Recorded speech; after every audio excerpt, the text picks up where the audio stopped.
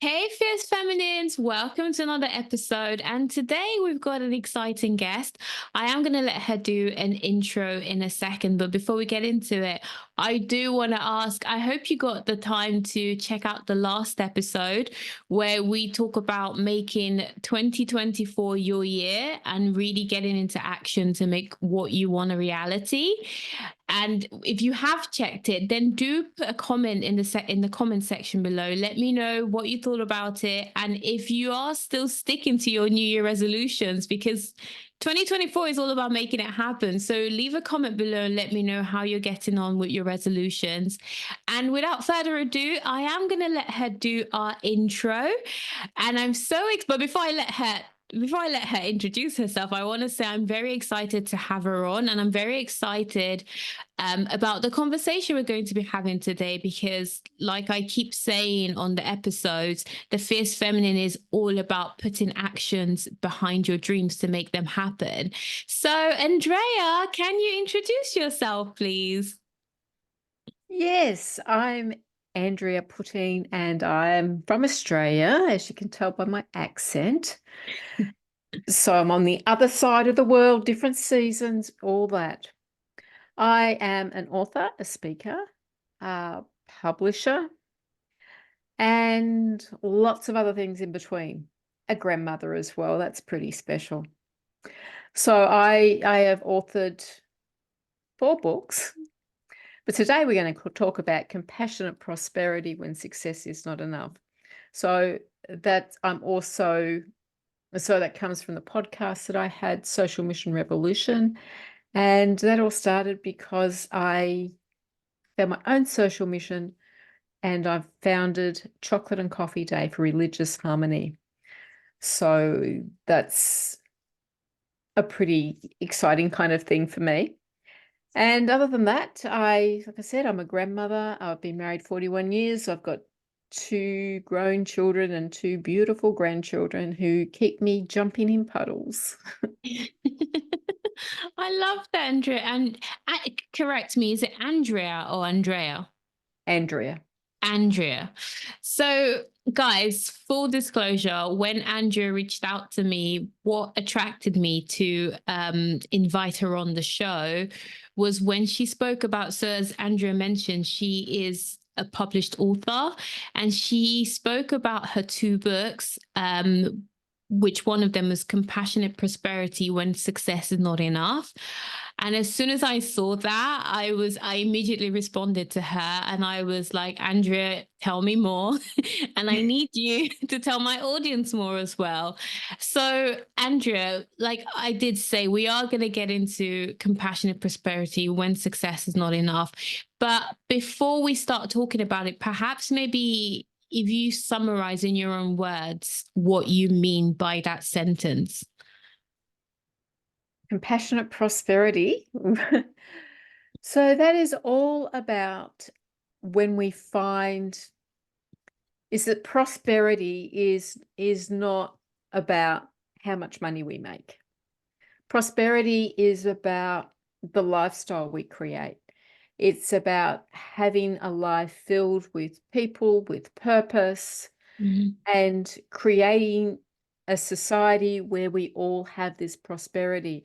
So, compassionate prosperity is about that. It's about focusing your prosperity, so your purpose, your direction in life, your community service, whatever you're doing, to being compassionate. So it's putting that first, and that creates, and through that, we create a prosperity where all can thrive.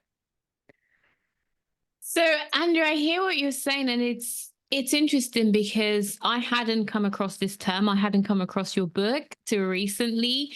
But one thing I did notice is throughout my, I suppose, my own personal self healing journey, and when I started to become a lot more spiritual, I noticed in my 9 to 5 in my corporate world, I was so fed up and frustrated. But I was also fed up and frustrated of being fed up and frustrated. I was like, I'm tired of this job. I'm sick and tired of this job. I don't feel like this job fits with my values, aligns with my values, I don't feel like it's my purpose. I'm like, I feel like I'm more in life than being a HR business partner, because I used to work in human resources. But for a while, I didn't know what I wanted to do outside of that. I just knew I was fed up. I didn't know what I wanted. And I remember when I would meditate, I would put it out there and be like, I want to know what I want when it comes to my career. And eventually, with my meditation, the message I felt that started to really feed through to me was I needed to focus on an emphasis on the lifestyle as opposed to just a career, like just another career, because I was like, at the end of the day, and back then, I didn't realize why the message was more like focus on the lifestyle as opposed to the career. But I feel like now in hindsight, I'm starting to understand it a lot better. So I am glad I've come across someone like you who's actually written a book about it. And I completely hear you and I agree with you, but I want us to really get into it when you talk about the emphasis on lifestyle, the emphasis on prosperity being beyond money, because I do feel a lot of entrepreneurs out there, and people in corporate world, we have somehow created society to push and focus the emphasis when it comes to career, when it comes to prosperity on money. And now you're telling us, I actually know it should be more about the lifestyle and the purpose you build and the community you create. What do you say to someone who's listening to this and going, oh, well, Andrea and Ore, that's all well and good, but I need money to survive? Yes, well, you do need money to survive. Unfortunately, that's a necessity of our society. That's the way we've set it up. And I don't know, we can think about money as being an exchange of energy, and that feels a little bit better. But when we focus our career on achieving goal after goal after goal, which to get us to successful, then there is that something missing. Now, one of the stories that I tell in this book, and I have a similar story in both of my books, so it's quite interesting. But the one in this book, I wrote about a man that I did a podcast with. His name's Frank McKinney. He's actually a very prolific author himself. But he's a real estate artist. So he created a billion-dollar business. He was designing these magnificent homes and selling them for millions of dollars. And he got to the height of his career, and he was so successful, and he could have anything he wanted, and he could do anything he wanted in the world. But when he got to this height, he was just like, well, what next? And he felt really empty, that life suddenly had absolutely no meaning at all, because it was like, well, what's that all for? And so because life had no meaning, it's like, well, why bother going on with life? Why would I might as well just drop dead now, because there's nothing else. Fortunately, at the time, he had a mentor who was very wise, who told him that he had achieved all of his business goals, his business purpose. Now he needed to work on his spiritual purpose. And with that changed his life. And now what he does is he builds whole communities, whole towns in Haiti. And so he provides the resources and the community, because he knows he can't go in there and tell them what they need. He allows them to do that, but he's there to support them and provide the finance to make that happen. So his whole life changed. And now he feels he's got purpose and he's got direction, and his life is worth living because he's doing something purposeful. And that is really just like, I had spoken to so many people, and it's that kind of stories that people just find that when they have that purpose that's outside of themselves, that their life changes. and they're able to grow and develop. Now, the beautiful thing with that is that also when a business takes on a social mission, as I call it, or a compassionate purpose, then their business changes. Now, when I started this whole direction looking at that led me to this, I was looking at the situation that you were just talking about going to work and just finding no purpose, because I could see that that's what was happening everywhere. I could see that people were depressed going to work. They just, and then they'd come home and they'd have no energy. It's like, well, what is it? What is it that's missing?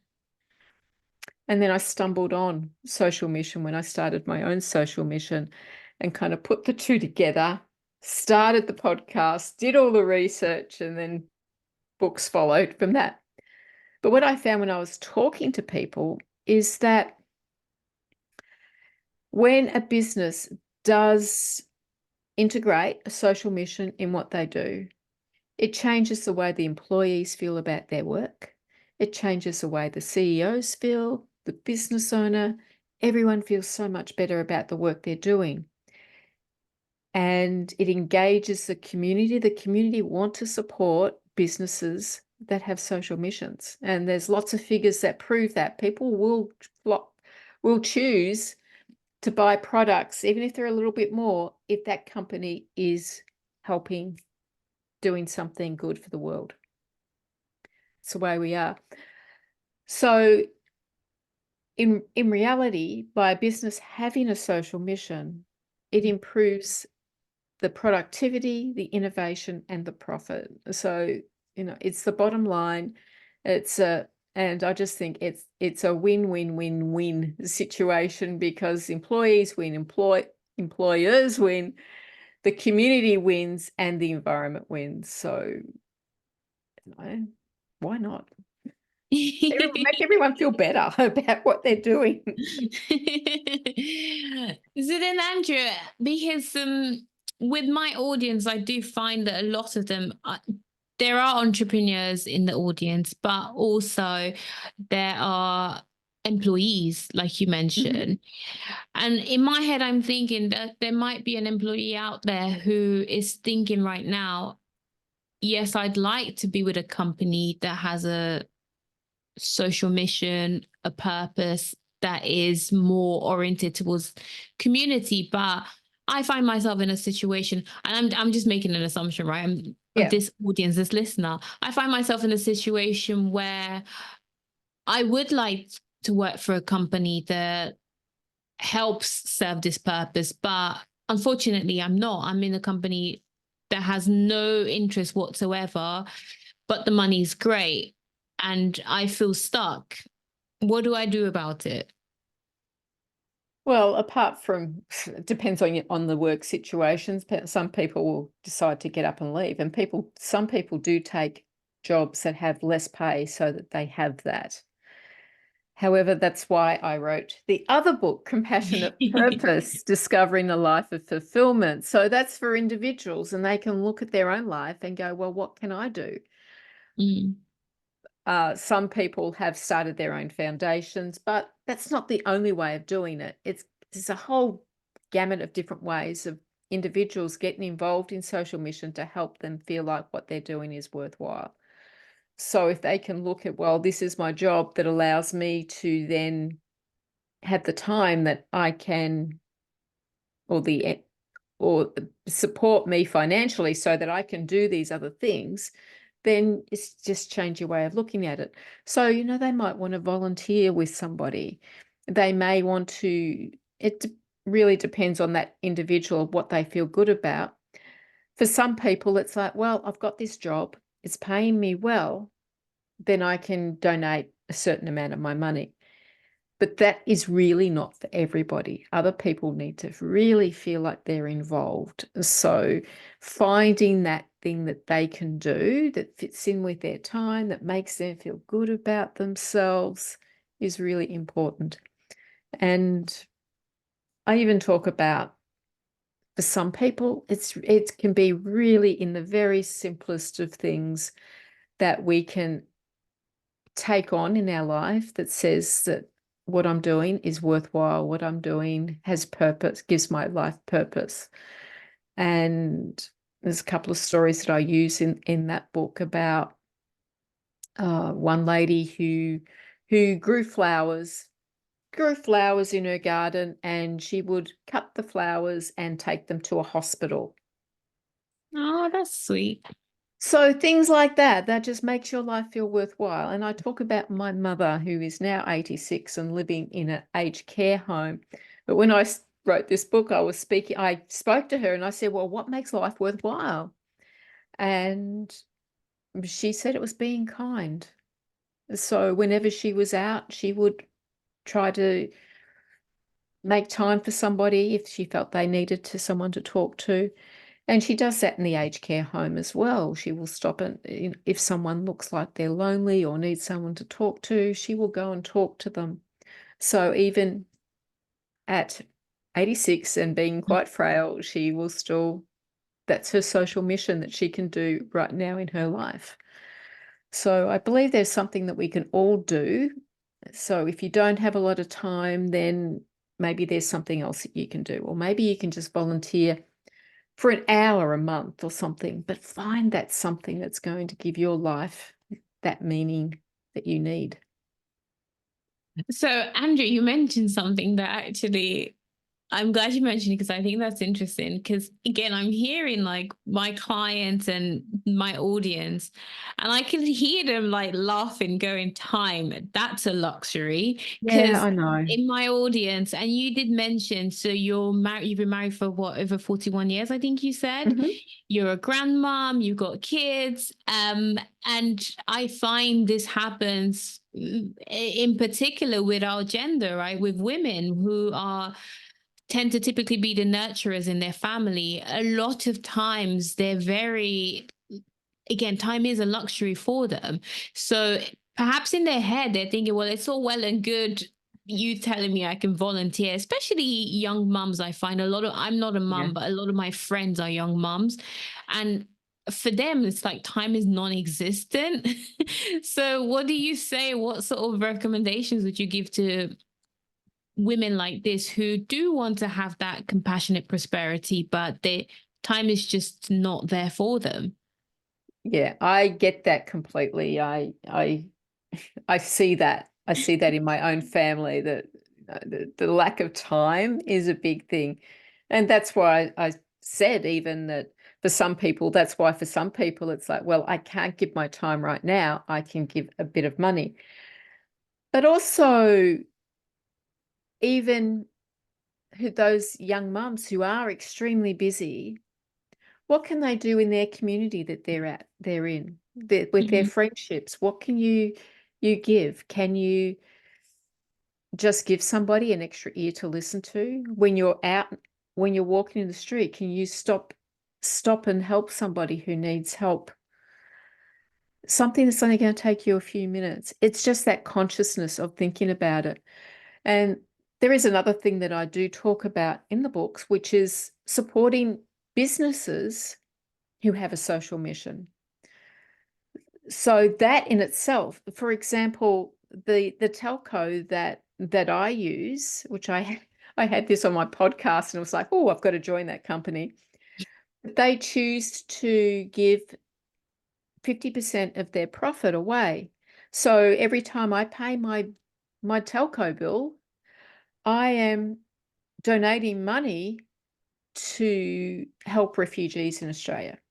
Mm, So even choosing the companies that we deal with, if we can't do anything else, we can do that. mm. So just those little things that are going to go, yeah, I feel good about something that I've done to help somebody else. I really do understand that the time thing. I could tell you, my husband works ridiculous hours, and I believe that what makes him feel good, even though he kind of time he's just tired and frustrated with everything that he Mm. does.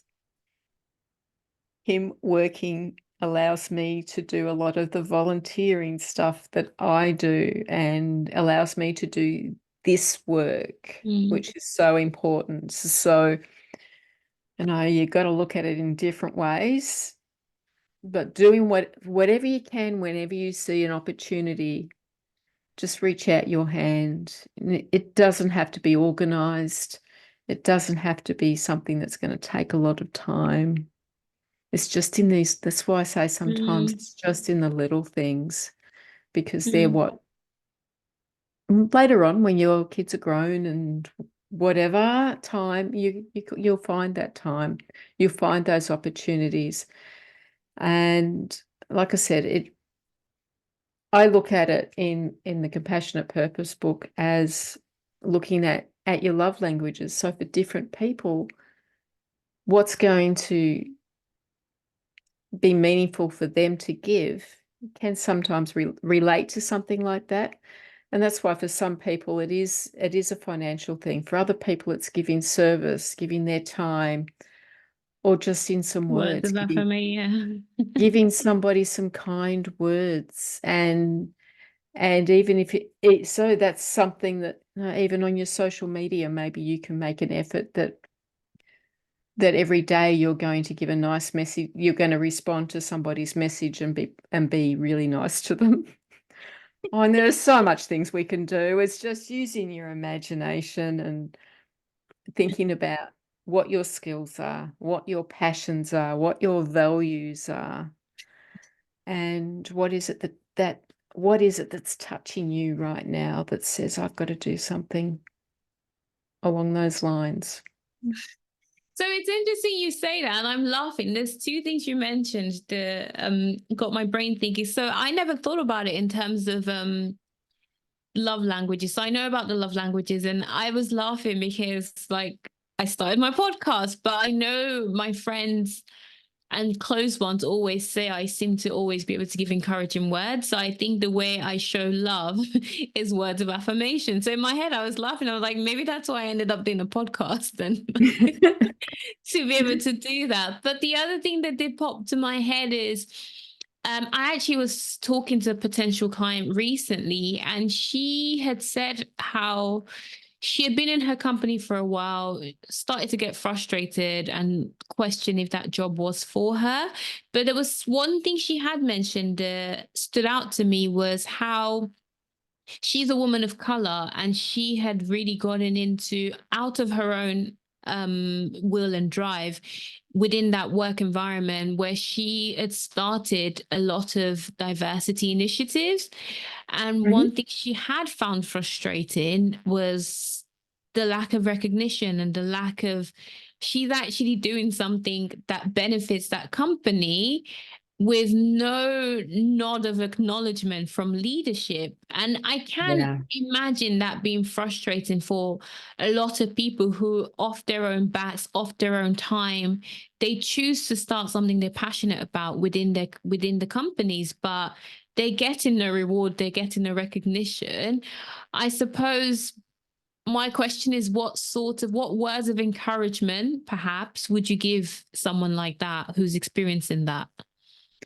Yeah, I get that too, because I've been in situations like that as well, where you give all and nobody recognizes you, and you don't get that recognition.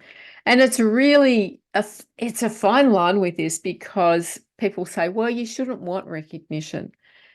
And I know with this work, it's all about service and it's not about recognition. However, saying that, people need recognition. They need to be recognized in some way. And I would say that it's recognition and acknowledgement. You need both, because people can recognize that you're doing it, and they Mm, probably are recognizing that she's yeah. doing it, but they're not acknowledging it. So that's really hard. Um, yeah, all I can think is that for people around her to acknowledge that, and for her to know that even if she's not being recognized by the company, to look around her, see what the difference is that she is making.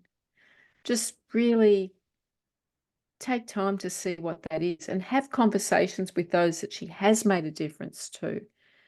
And just, without fishing for compliments, Mm. just to see how they're doing and see what difference have you seen in the company in this area in the last year, or just those kind of conversations that might help to lift her so that she can see that people have changed. She's not asking them to compliment her. She's asking them what changes they have seen. So, she can do that while she's having lunch with somebody, or just, I think that might help her to see what differences there are and help people to think about what changes have been made. Mm. It is interesting, and then I don't know if you touched on this in the second book, Compassionate Purpose, because I do find, having worked in human resources for over 10 years, where, and to be honest, I don't think it's an unrealistic expectation that employees had, but sadly, as a HR professional, I got to witness where I think employees are very dependent on the company taking that ownership of social responsibility, for example, or employees waiting on companies to help lead the initiative.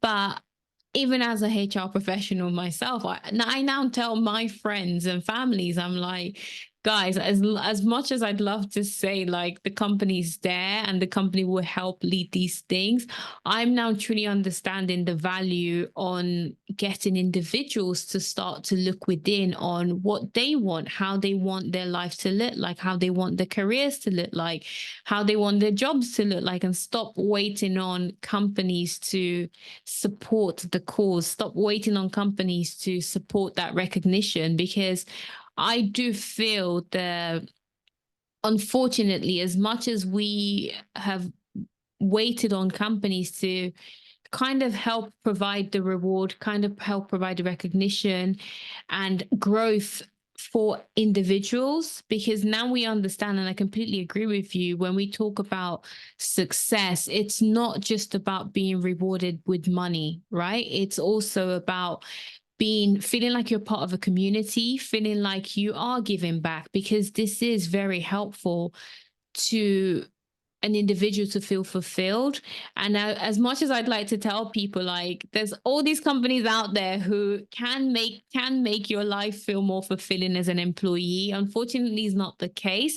So I am glad that your book, for example, is encouraging individuals to take ownership of what they want their own life to look like, regardless of whichever company they're in, right? So it's Yeah. like, start to ask yourself what's important to you.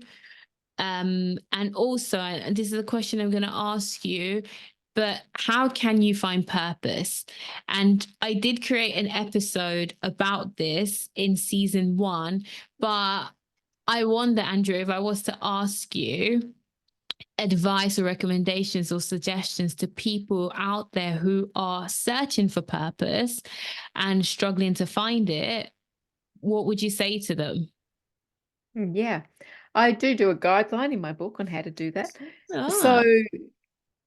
yeah, there's a few things that I suggest people look at, and one of them is just looking at your own story about where you've been, what you've done, and the things that are important to you, and the people who are important to you, who has influenced your life.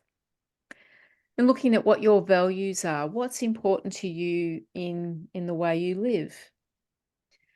And that's always a really important segment of this. Looking at what you're passionate about. Now, when I talk about what you're passionate about, I don't not talking about your favorite football team, but those things in life that bring you pleasure. Now, for some people, that even in the workplace, what are the things in the workplace that you really enjoy doing, that light you up when you think, oh, I don't feel like going to work today. Oh, but I've got to do that. So you want to go. Or the different things in life that really fill you up. look at all those things. So you could have a great big long list of those. I hope you have a big long list of those. So we've got the story, the values, the passions, and oh, there's other things too. Your your love language is one of them as well. And looking at what are the things that really spark your interest in. So when I'm talking about what are those things that just you notice in the world that you kind of attach your thinking to. So there's a question that I always ask people, and it is, if there was just one thing for you to fight for, what would that be? Now, some people off the top of the head just go, it's education. Education's a Mm. big one. Whatever that is.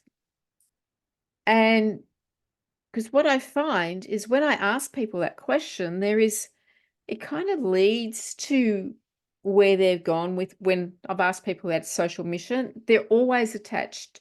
Their question, the answer to that question is always where they have ended up with their social mission. I became really intrigued with that because I had been asked a question very similar to that several years ago, and my answer to that question was freedom of spiritual expression. And then I Mm. found myself some years later starting chocolate and coffee day for religious harmony. And then it's like that came back to me. Oh, that's really interesting. Now I've really expanded that and I've looked at that and I realized that it's more than religion, the spiritual expression. It is on a broader sense, it's the worth of all people, and everyone has the freedom to be who they are and be treated equally. And but the spiritual expression was really important to me. So it just kind of became fascinated. I became fascinated with that question, and I often use it just to help people to get centered on what's important to them. And it kind of follows on with the values as well, like that, I suppose. But Mm. those kind of things, to explore them in depth and just find the intersecting threads, can help you to unravel that important purpose that fills your life. So you, Andrew, I mean, I feel like it could be a complete episode in itself, but I was quite curious, and I was gonna ask you what led you up to this point, because I know our emphasis for this episode was to talk about one of your books, but you have written more than one book. You've written about 4 books, and I know Yeah. at the moment you are now helping people write books and publish their own books. But you did also mention, um, what was it? Chocolate and Chocolate and coffee. Coffee and coffee. And I Mhm. was going to ask you, like, what inspired you to start all of this? But the other thing I was going to ask is, did you have a corporate job prior to what you do now? So I was an at-home mum for many years, and I then studied naturopathy and started my own business, which was online business way back in the dinosaur era last century. And so I did that for several years, and then I sold that business, and then I went to work for a company, and I was there for a few years, and then I go, hang on, there's something wrong here. There's something wrong here. And I could see it right through, and I looked at it and I thought I could see what it meant, my husband working those long hours and not having time for us, for the family. Mm. And then I could see as a business owner where I lost my passion. And then I could see as an employee that people just were going to work and not finding that fulfillment. And that's when I went on search for something else. And then I got detoured with chocolate and coffee day and that was all starting. It's about encouraging people to share chocolate and coffee with someone who is different to them, and just to have a conversation. So, because when we do that, because chocolate and coffee is kind of this comforting Mm. situation that everyone's comfortable. You go and have a coffee with someone, even if you don't have coffee, you go and have a coffee with somebody, and you sit down and you have a conversation. So that's the premise of it. And because when we do, we're listening to their stories, we get to understand who they are, and those differences that we thought were just not capable of us getting over suddenly break away, and we're able to relate to somebody who we thought we never would. So it Mm. breaks down barriers in the community. So then that just, because of the difference that having a social mission meant to me, I put the two and two together. It was like, hang on, what does it mean when we have a social mission and in business? And then the whole journey started: podcast, research, books. That's a very brief explanation of the whole thing. I do want I do hear you though in that, and I feel like this is the value sometimes, because I think uh, like this might feel very out there, but sometimes people panic when they lose their what they think is their sense of security. For example, there might be someone who's worked in a certain job for a while and now they've lost the job, and they're kind of panicking because they've lost that sense of security. But one thing that popped into my head when you were speaking was, I do find the appreciation in sometimes stepping out of the situation you're in, because I find that sometimes a lot of us, we're so entrenched in where we are, what we're doing, in the issue and the challenge we're facing, that it's quite hard to step out and see what the problem is. Like you were Yeah. saying, where you were first, you were a stay-at-home mom, then you went into work, and then you were like, hang on a minute, like, because you had those several experiences, it's led you to where you are now. And I just felt like that was something worth highlighting, because I do find a lot of women who panic and freak out about their circumstances, and sadly sometimes they struggle to see how all of those challenges or experiences can lead them to a more purpose driven life, for example, or something they actually enjoy doing, or they struggle to see how their challenges can end up being a blessing in some way. And just listening to you speak, it made me think, and even the story you gave about that guy who was an entrepreneur for ages, I find a lot of times when I speak to people who seem to have a big cause, a big purpose, who seem to be doing what a lot of us would call something great, a lot of times it's normally their experiences that lead them to where they are. It's normally the experiences that lead them to finding that solution. Yeah, which is why it's important to have a look at your stories, to really dive into them from try to look at them from a different perspective and see what's there. Because yeah, when I look at my story, it's here, there, and everywhere. People go, how have you done so much in your life? And That I was the think, first thing that popped to my mind when we got on the call. I was like, how has she accomplished all these things? like I said, my husband works really hard. I do have to say that I thought that was another fair point where, again, I know everyone have their own stories and have what their relationships look like, but I thought that was quite a sweet way to look at it, where, I mean, you are married, you can view yourself as a unit. And if one party perhaps doesn't have the time to be able to contribute socially, then it does help to view yourself as a unit where you're helping balance it out. So he's giving you the time to be able to do that, and I think that's quite sweet to be able to look at marriage in that way, and have it as a partnership where you help balance your causes out, if that makes sense. You help balance the in the way you're able to give back to society. Yeah.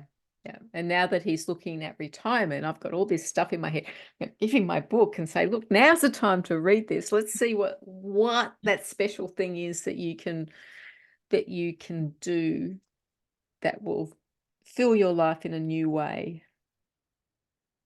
It'll be interesting to see how I mean, now we're just starting a whole completely different conversation. I was just Yeah. thinking, for someone who's worked for so long and that's all he's known, it will be interesting to see how he tackles retirement and all that free time. Well, he tells me he's going to fill it in. It's like, okay. So that's all right. You're going to do the housework, I told him the other day. I'm going to have other things to do. It's like, no, you can do the housework. Oh my God. But so Andrea, before we wrap up, can you tell people where to find you and where to find your books as well? Yep.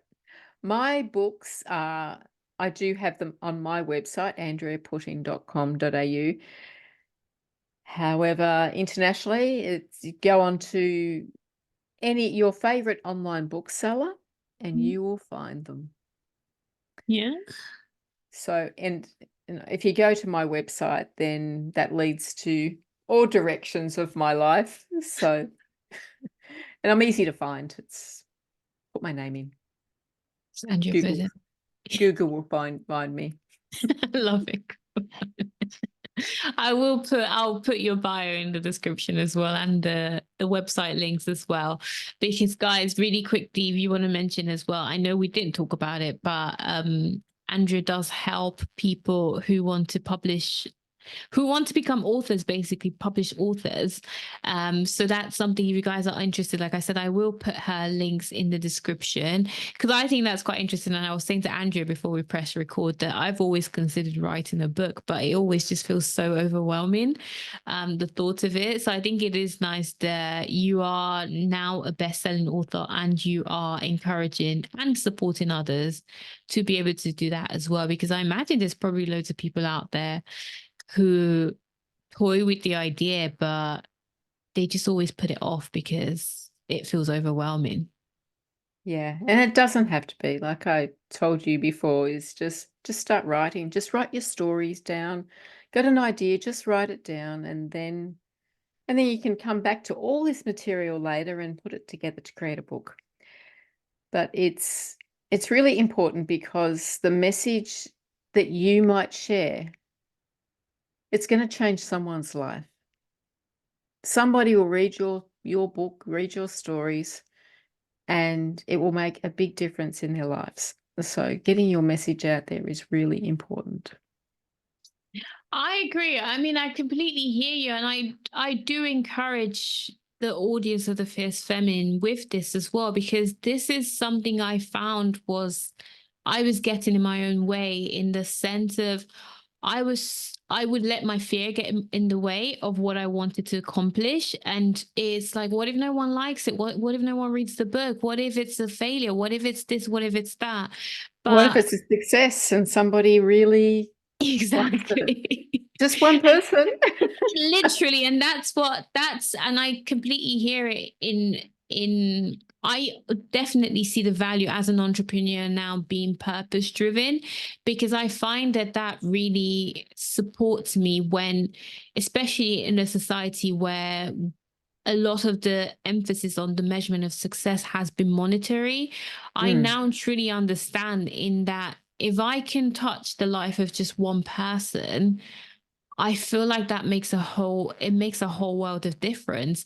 And that's- instead of being so scared, and instead of letting my fear get in the way of what if people laugh at me on the internet, it's like, but what if it inspires one person? What if it changes the life of just one person? And if you change the life of one person, what does that ripple out to be? Because it's going to change the way they interact with people around them and so forth. It's just going to keep rippling out. So one person, you're not just changing the life of one person, you're changing Exactly. the life of many, many for generations to come. Exactly. Exactly. I think that is a good note to end the episode on. But I just wanted to say, Andrea, it was so lovely having you on here. Like I keep saying, I feel like we could talk about it for ages, but We could. yeah, I know, honestly, I am so supportive in now, even with myself, starting to view prosperity in a different light and starting to understand that prosperity is beyond just the money you make, it's beyond the money you earn, and the importance of community as well. That's been a very big lesson I've learned in the last 12 months, and also making an impact, because money without making an impact will make you feel empty, and making an impact without money can also drain your energy. So it is definitely about finding that balance and knowing where you stand in the world and what impact, and like you mentioned, the ripple effect that you can have in the world, essentially. Yeah, it's really important for us to find the balances in our life that work for us, and the balance that we have that works for us is not going to be the same balance as for somebody else. So that's a really important thing. So don't look at percentages and of what somebody recommends. What balance works for you is what you need. I agree. Once again, thank you so much, Andrea. And Fierce Feminines, until the next episode, I hope you're well and I'll catch you soon. Take care. Thank you, Ori. It was fun.